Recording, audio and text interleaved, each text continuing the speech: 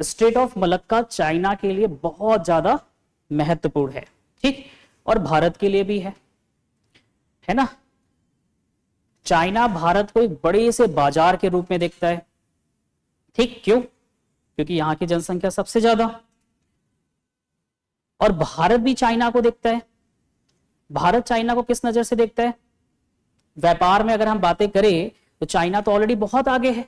इस स्ट्रेट का प्रयोग क्यों करते हैं? चाइना अगर करता है तो क्यों करता है ना। तो अगर इस रास्ते को आप देखो, पहली बात, अभी जस्ट हमने समझा ना, ये सब इंडोनेशिया का ही है, आइलैंड है। अभी देखा हमने, ये क्या है? ये जकार्ता मतलब जावा आइलैंड। ये क्या है? सुमित्रा आइलैंड। ये क्या है? Malaysia, Singapore. अब ये रास्ता दिख रहा है ना, और हमारा जो आइलैंड है अंडमान निकोबार, ये यहां पे है। और हमने पढ़ाया था कि सुमित्रा से कितनी दूरी है? 180 किमी, बहुत दूरी नहीं है। हमारा जहां पे ग्रेट निकोबार खत्म होता है वहां से इंडोनेशिया के आइलैंड स्टार्ट हो जाते हैं। हमारा अंतिम क्या है? ग्रेट निकोबार, ठीक है, जो आइलैंड है, और उसके बाद से इनका स्टार्ट होता है इंडोनेशिया। क्लियर हो रहा है चीजें? तो ये जो रास्ता आप देख रहे हो, ये क्या है? Straight of Malacca. अब आप सोचो, साउथ चाइना सी यहां दिख रहा है, ऊपर बढ़ेंगे चाइना, फिर साइड में जाएंगे तो जापान, सब दिखेगा। और अगर हम इस रास्ते को ऊपर लेके जा रहे हैं यहां, और फिर यहां से हम ऐसे निकल जाए तो ये कहां चला जाएगा? किधर जाएगा? ये कौन सा ओशियन कनेक्ट करेगा?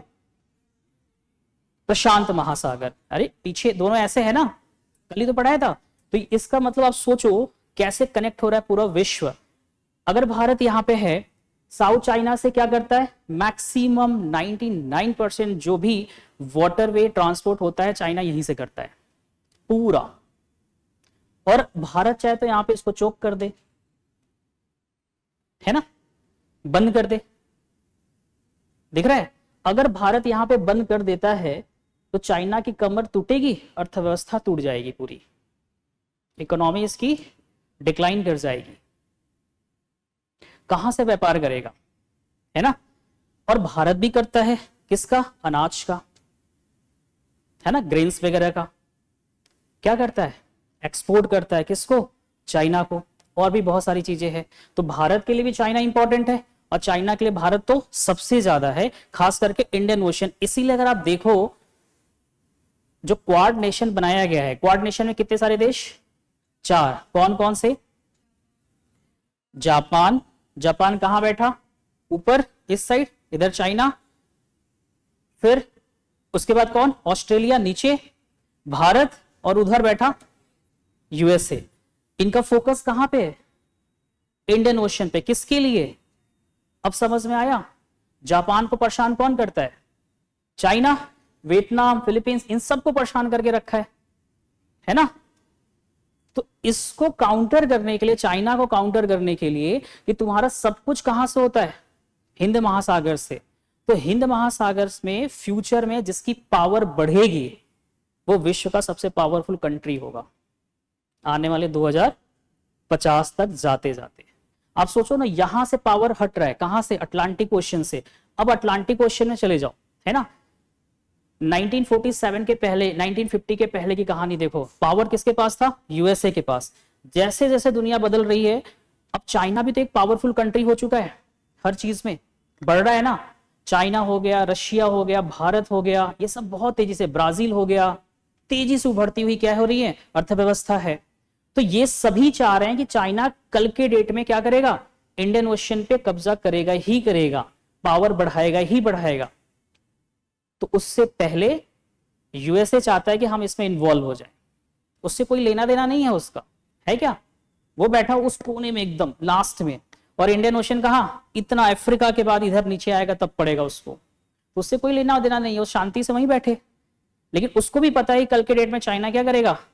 कुछ ना कुछ करेगा। और इसी का अभी रिसेंटली एक प्रूफ है कि एक लेजर अटैक हुआ था, चाइना ने कराया था, है ना। और वो फ्यूचर में भारत के लिए बहुत डर है। लेजर अटैक का मतलब समझते हो आप लोग?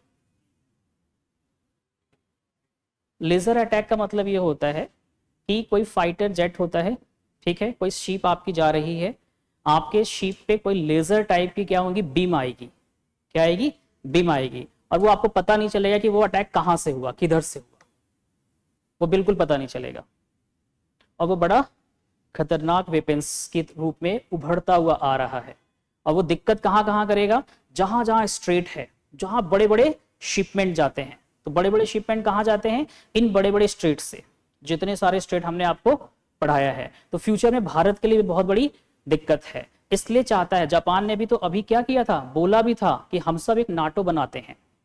दक्षिण एशिया के जो देश हैं, हम सब मिलके क्या करेंगे, एक नाटो बनाते हैं। जैसे उधर है ना यूरोप का, वैसे किसको काउंटर करने के लिए कि हम यूरोप को भी काउंटर कर पाए और चाइना को भी कर पाए, तो हम एक नाटो बनाते हैं। लेकिन भारत इन्वॉल्व नहीं हुआ। भारत कैसे इन्वॉल्व हो जाएगा, भारत मालूम चला नाटो का मेंबर इधर बना नया वाला, तो किधर चला जाएगा, बाजार भारत का कहां पे है, यूरोप।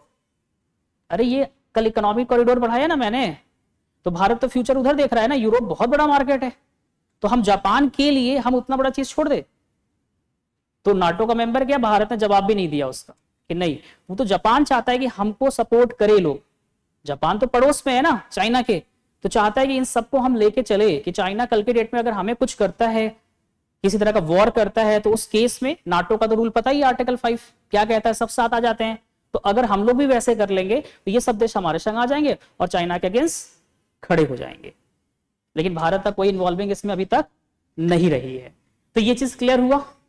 तो अगर हम आपसे बोले कि स्ट्रेट ऑफ मलक्का किसको कनेक्ट करता है, तो इंडियन ओशियन को साउथ चाइना सी, या इंडियन ओशियन को पैसिफिक ओशियन से, आप ये भी कह सकते हैं, क्योंकि रास्ता तो यही जा रहा है ना, ऊपर जाके कनेक्ट कर देगा।